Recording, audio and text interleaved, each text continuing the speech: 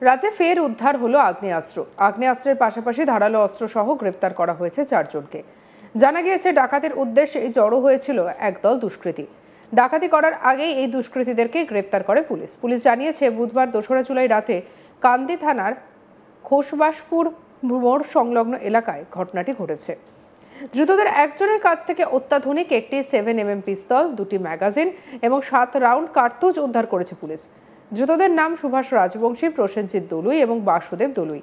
সুভাষ রাজবংশী কান্দি থানার কালীশঙ্করপুরের বাসিন্দা। প্রসেনজিৎ দলুই এবং বাসুদেব দলুই ওই থানার বাগ আচরার বাসিন্দা এবং মিস্টার শেখ ওই থানার হিজলের নতুন গ্রামের বাসিন্দা।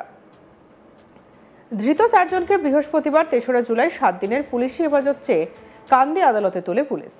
বিচারক অভিযুক্তদের জামিনের আর্জি খারিজ করে দিয়ে 5 দিনের পুলিশি হেফাজতের নির্দেশ দিয়েছেন।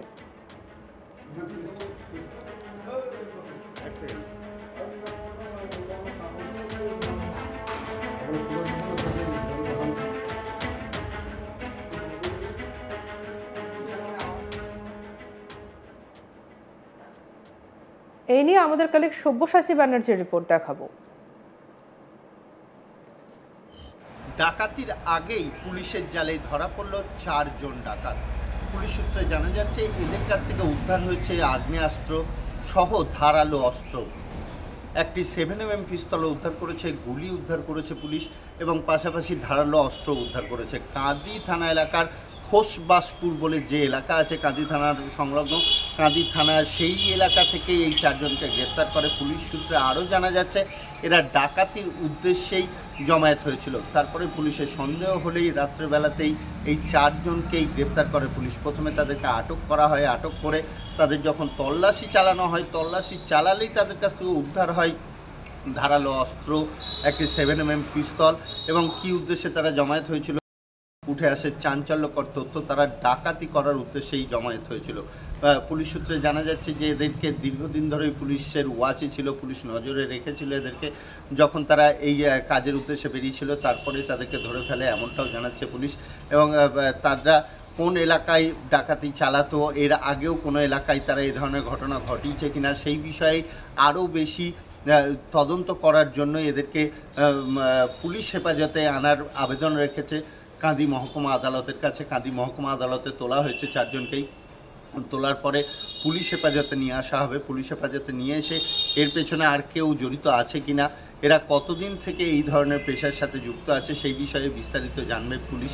তবে একটা কথা বলাই যেতে পারে, মুর্শিদাবাদে প্রতিনিয়ত বিভিন্ন জায়গা থেকে এই যে বিপুল পরিমাণে অস্ত্র উদ্ধার, মুর্শিদাবাদে অস্ত্র কারবার রমরমিয়ে চলছে এটা বলাই যেতে পারে।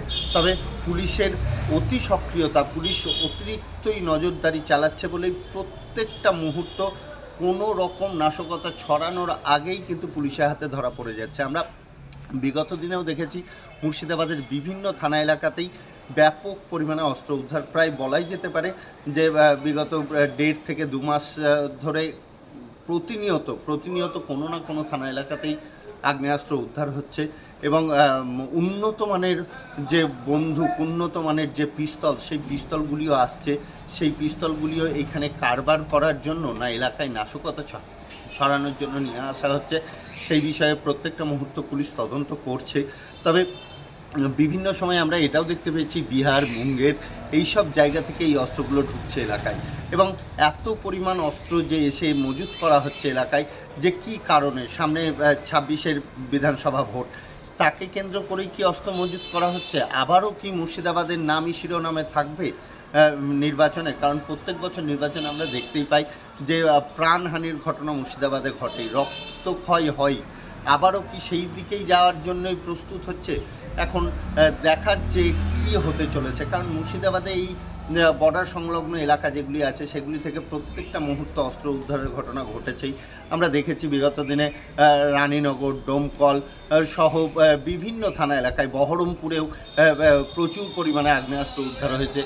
তো এই যে একটি র্যাকেট, এই র্যাকেটটা অনেকটাই মুর্শিদাবাদ পুলিশ ভেঙে ফেলতে পেরেছে। তবুও বেশ কিছু আগ্নেয়াস্ত্র মজুত আছে, না হলে এই ধরনের ঘটনা ঘটতো না। কাঁদি থানার এই খোসবাসপুর যে এলাকা, সেই এলাকাতেই পুলিশি টহল যখন চলছিল তখনই 4 জনকে পুলিশ দেখতে পায় এবং তাদের অসঙ্গতি দেখে, তাদের কথাবার্তার অসঙ্গতি দেখেই পুলিশের সন্দেহ হয়। পুলিশ তাদেরকে জিজ্ঞাসাবাদ করে এবং তাদেরকে যখন তল্লাশি চালানো হয়, সেই তল্লাশি চালাতে গিয়েই পুলিশের হাতে উদ্ধার হয় এই আগ্নেয়াস্ত্র, ধারালো অস্ত্র। এবং ধারালো অস্ত্র, আগ্নেয়াস্ত্র তারা কী উদ্দেশ্যে নিয়ে এসেছিল তারও যখন তদন্ত নামে, তখন পুলিশ জানতে পারে যে এরা ডাকাতি করার উদ্দেশ্যেই জমায়েত হয়েছিল। এবং পুলিশ এদেরকে নিয়ে আসার উদ্দেশ্য একটাই, যে এদেরকে পুলিশ হেফাজতে নিয়ে আসবে। পুলিশ হেফাজতে নিয়ে এসে তাদেরকে জিজ্ঞাসাবাদ করে তাদের পেছনে আর কেউ আছে কিনা, এরা কতদিন থেকে এই পেশার সাথে যুক্ত, এই ধরনের নাশকতা ঘটানোর চেষ্টা কবে থেকে করছে, তাদের কোনো আলাদা প্ল্যান ছিল কিনা, বড় ধরনের ছক কিছু ছিল কিনা, সেই ছকের বিষয়ে পুলিশ তদন্ত করার জন্য তাদেরকে নিয়ে আসছে। এবং এর পেছনে আর কে বা কারা যুক্ত আছে সেই তদন্ত করার উদ্দেশ্যেই পুলিশ এদেরকে পুলিশ হেফাজতে নিয়ে আসছে। তবে সাধারণ মানুষ উদ্বিগ্ন হয়ে উঠেছে মুর্শিদাবাদের, কারণ একটাই, যে মুর্শিদাবাদের এই যে প্রত্যেকটা মুহূর্ত অস্ত্র উদ্ধার, এত পরিমাণ অস্ত্র মুর্শিদাবাদে আসছে কোথা থেকে, আর কি উদ্দেশ্যেই বা মুর্শিদাবাদে এত পরিমাণ অস্ত্র নিয়ে আসা হচ্ছে? এ তো কোনো এক যুদ্ধের পরিস্থিতির দিকে এগোচ্ছে। কেন এত পরিমাণ অস্ত্র ঢুকবে, এই বিষয়ে কিন্তু সাধারণ মানুষ অনেকটাই উদ্বিগ্ন হয়ে গেছে। কারণ বিগত দিনে আমরা দেখেছি বহরমপুর সহ মুর্শিদাবাদের বিভিন্ন থানা এলাকা থেকে প্রচুর পরিমাণে অস্ত্র উদ্ধারের ঘটনা ঘটেছে। আবারও এই ডাকাতির ছক বানচাল করেছে পুলিশ, এই ডাকাতির ক্ষেত্রেও কিন্তু অস্ত্র উদ্ধার হয়েছে। এদিকে মুর্শিদাবাদে বরাবরই অস্ত্র উদ্ধারের ঘটনায় উদ্বেগ বেড়েছে প্রশাসনের। এর আগে 2025-এর জুন মাসে মুর্শিদাবাদ জেলা পুলিশের স্পেশাল অপারেশন গ্রুপ এবং বহরমপুর থানার পুলিশ অভিযান চালিয়ে মাসুম শেখ নামে এক অস্ত্র কারবারিকে গ্রেপ্তার করে। ধৃত ব্যক্তির কাছ থেকে 7.65 ক্যালিবারের 3টি পিস্তল, 6টি ম্যাগাজিন এবং 10 রাউন্ড গুলি বাজেয়াপ্ত করে। এই বিষয়ে মুর্শিদাবাদের ডিএসপি ডি&টি সুশান্ত রাজবংশী জানিয়েছিলেন, বহরমপুর থানার শিলপুকুর এলাকা থেকে পুলিশ তাকে গ্রেপ্তার করেছে। গ্রেপ্তারের পরে ধৃত ব্যক্তির কাছ থেকে বেআইনি ওই আগ্নেয়াস্ত্রগুলি বাজেয়াপ্ত করে পুলিশ।